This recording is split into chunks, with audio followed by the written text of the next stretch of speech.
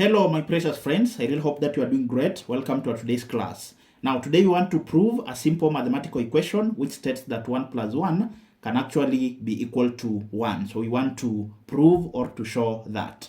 So for us to show that, we are going to start by letting a number x to be equal to another number y. So I want to label this one as my first equation. Then I'm going to multiply. So we shall say multiplying both sides of equation 1, multiplying both sides of equation 1 by x, we are going to get the following. So if I multiply both sides of equation 1 by x, I'm going to get x multiplied by x being equal to, then of course, y multiplied by x. Now remember, x by x is the same as saying x squared, which is equals to y by y times x is just the same as saying y multiplied by x. So I want to label this one as my second equation. So let this be my equation 2. Then I want to subtract. So we shall say subtracting, that is subtracting y squared on both sides of equation on both sides of equation 2, I'm going to get the following. So I want to subtract y squared on both sides of this second equation. So I'll simply get that is x squared minus y squared being equal to, I also subtract y squared on the right hand side. So I'll have yx multiplied, that is minus y squared.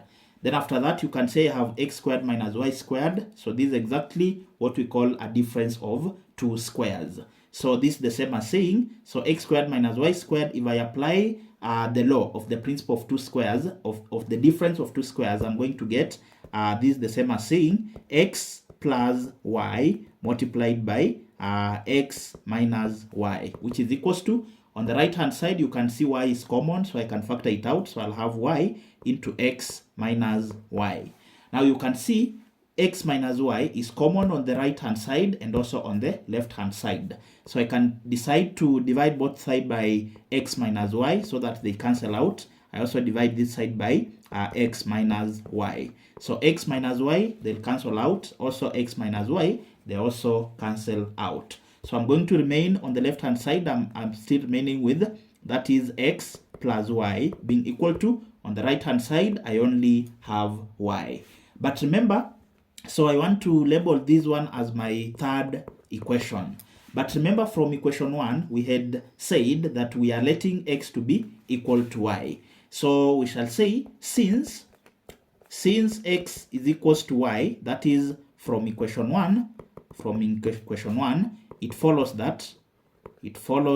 that our equation Roman 3 is going to be, so where I have x, I'm going to substitute with y, because from equation 1 I had said x to be equal to y. So this will be y, then plus y being equal to y. So this will be my third equation. I've just substituted where I have x, I'm substituting with y, because I had said from equation Roman 1 that I'm letting x to be equal to y.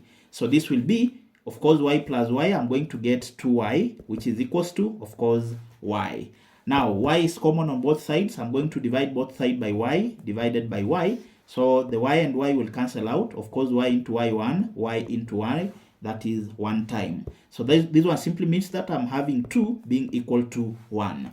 But we know that if you take 1 plus 1, it's the same as saying 2. Therefore, 2 can be expressed as 1 plus 1, which is equals to 1. So you have actually proved that 1 plus 1 can as well be equal to 1, as we had stated in this earlier equation here.